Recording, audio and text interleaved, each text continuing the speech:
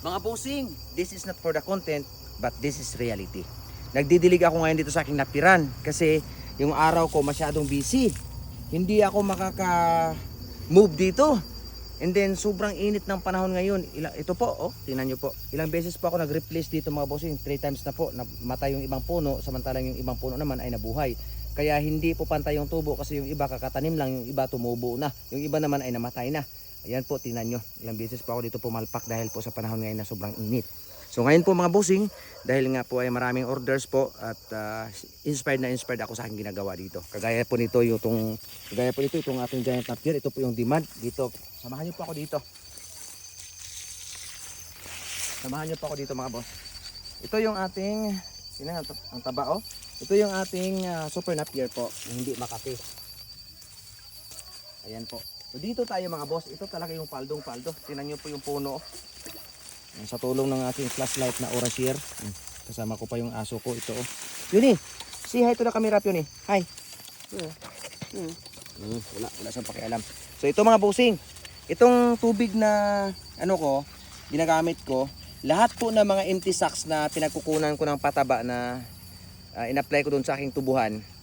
Doon ko, pinasok ko doon sa may blue drum para po lahat ng mga yung mga natitira-tirang mga pataba mapunta po doon sa tubig.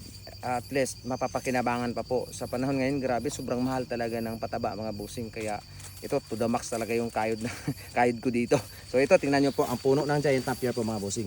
Yan po, ganyan po siya kasulit. Grabe kasulit. So dito, tilamsik lang po. Ayan, tingnan nyo po. So tilamsik lang tayo dahil budget tayo sa tubig. Okay, tapos dito na naman tayo ulit. Ito po yung puno. Tingnan nyo po. Ayan.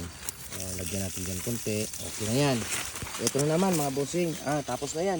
Hanap tayo rito ng wala pa. Ito po mga bossing. Oh, grabe sulit talaga yung puno ng giant napier. Ayan. Yun eh. So, lagyan natin ng konting tubig na may halipat na kasi. Ito karon. Ito next. Ayan. Mga ipot din ng ating mga alagang manok. Ayan, kung nakikita nyo po sa puno, nandyan po mga bossing. So, ayan po. Tanin nyo po. Ayan, itapat sa camera. Yan po ay ipot ng manok. Yan ko po nilagay.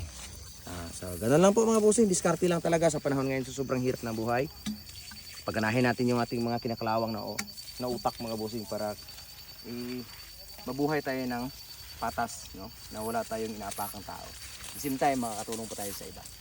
Ang aking Orasier na grabe pakinabang mga bossing. No?